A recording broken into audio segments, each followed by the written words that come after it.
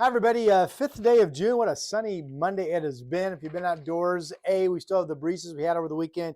B, you're probably noticing getting a little warmer. It was low 80s on Saturday. It was 77 yesterday.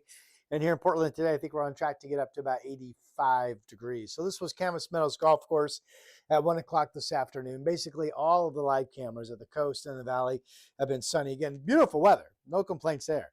The talker, I think, has been and is again today the reason I loaded these observations. These are the north winds blowing early this afternoon. Astoria 18, Tillamook gusting to 24, Newport to 28. Could be some peak gusts at the coast, 35 to even 40 this afternoon. We'll see. Portland currently the 18 at the time of this video. Scappoose blowing to 28. We've had winds the last couple of days in the valley, northwest gusting to about 30. Maybe a little bit higher at your place. Not strong enough for any advisories or anything, but certainly enough to go, hey, it's windy outside. And maybe, windy enough to blow some things around on your patio or your deck or that type of thing. Down in Eugene, also north winds of 24. So it's pretty widespread winds. The reason that we're having the wind, a couple of reasons, but I think the biggest reason is a temperature inversion, not inversion, pardon me, a temperature gradient. It'll be around 90 in the Dalles today out in the East Gorge. Hood River will be in the upper 80s. It's been that warm over in Central Oregon.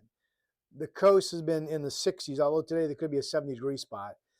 The valley has been in the 70s yesterday, although today's warmer. But there's still enough of a difference between the west side and getting out into the East Gorge and the Central Gorge, for that matter, that the difference is producing this north wind. There's also an upper level low that's passing us to the north. Anyway, I think this is the finale of these breezy north winds. We'll have much calmer conditions tomorrow. And tomorrow's the day also the temperatures are going to start to rise. So a little bit about what's going on. One thing I didn't, let me go back. I keep itching my nose. Sorry about that. We do have a pretty good light show this afternoon that's going on around Burns. We've had some thunderstorm activity up near the Blue Mountains. So far near Sun River and up into the Bend area, and then a lot of rain storms with some thunder lightning down south in Klamath and Lake counties in south central Oregon. This is the convective outlook, everything covered in green from the National Weather Service for tomorrow, Tuesday. And it basically paints the same area that's seeing thunderstorm activity today. Again, nothing here on the west side, nothing over the Cascades, certainly near or north of Jefferson. It's mostly south central and then go over into eastern Oregon. A lot of lightning, and it's been dry enough, and we're getting into that time of the year that the folks that manage the wildfire risk in our two states are watching this activity closely because there's always fear that lightning will have a fire start. I will tell you the good news is when I was doing the noon show on KGW earlier today, the lightning that was detected was primarily with big time downpours, maybe some hail, but a lot of rain and spots coming with the lightning. So far, we've been lucky in that the few fires we have had have been spotted and jumped on and contained pretty quickly from the folks across Oregon and Washington, again, that manage our wildfire risk. So fingers crossed this doesn't turn out to be a big deal in terms of fire hazard. But again, I'm sure it's been watched carefully. Which brings me to this map. Started to hit on this last week, but this is a growing story. Dry weather pattern continues. Again, I keep saying it, but it's hard to believe how wet and cool April was. That went to the first part of May. Since around May 9th, we basically had no rain. Actually, we've had now, today will become at midnight, the 21st consecutive dry day out at PDX, meaning 3 weeks, not a drop, not a single drop.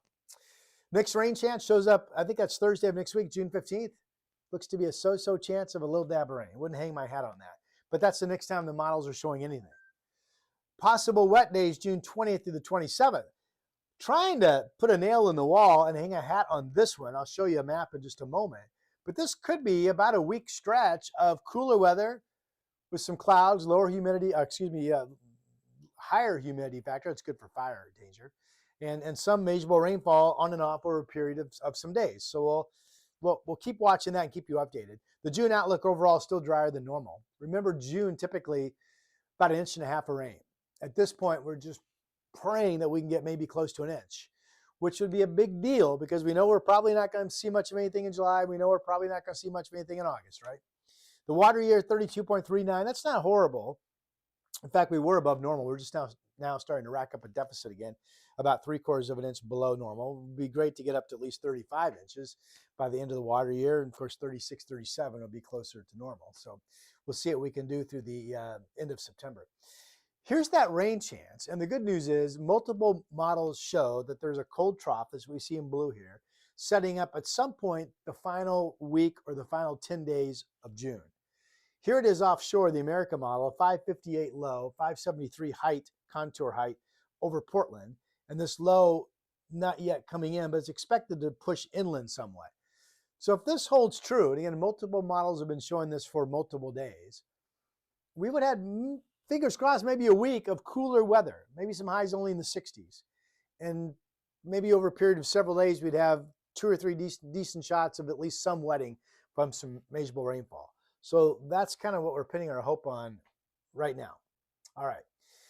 Let's get into what's going to be happening tomorrow. This is a high confidence call that we will get up to 90 degrees tomorrow, just like that. What you're looking at here is an air mass map at 5,000 feet. And of course, the warm colors are what you think they are, the brick, the red, orange, yellow colors.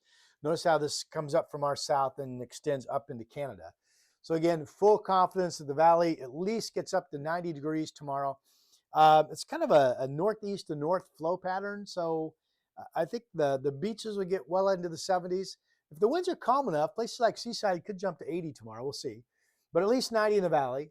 Maybe as hot as 96. Boy, that'd be a rapid jump. We could be 10, 11, 12 degrees warmer tomorrow than we are today.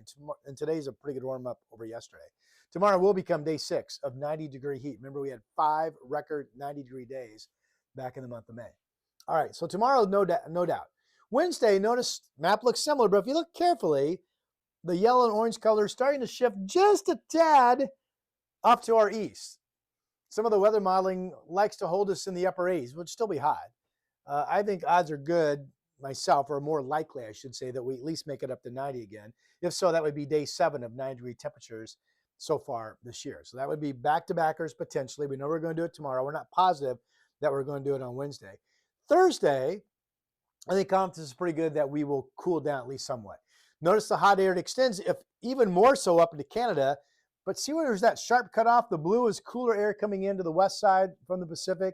That sharp cutoff is the Cascades, kind of acting like a guide rail or a bar, if you will, separating cooler air coming in off the Pacific waters and the hot air drifting and holding on a line east of the Cascades. So if that's true, we could wake up to some early cloudiness Thursday. We would only be in the 80s on this side of the state, and there would be a west breeze, and it would definitely still be warm, but it would feel like, okay, not as bad as what we were. Don't see any rain with any of this for us, which brings me to our 7-day forecast. So on track to be about 85 this afternoon, 94 tomorrow. Again, could be as hot as 96 in some spots. It's kind of a light north to northeast wind flow pattern tomorrow. Wednesday, maybe we hold in the upper 80s. I like us hitting 90 or better, so we'll go 92. And then Thursday, mid 80s. And you know what? Thursday, maybe I'm too warm. Maybe that's more like low 80s. We'll see. And then in the 70s with some morning clouds, afternoon sun this coming weekend, but no rain chance, just cooling back down at this point. All right, that's your forecast. I know it's been a few days since I've talked to you, and I'll talk to you soon. Thanks for using my channel and subscribing. When you subscribe, you get an alert if you have that notification turned on your phone that tells you that I've put out a forecast. It's nice to have because sometimes I'm coming at you with something urgent. And thanks for telling your friends about this channel. I'll talk to you soon.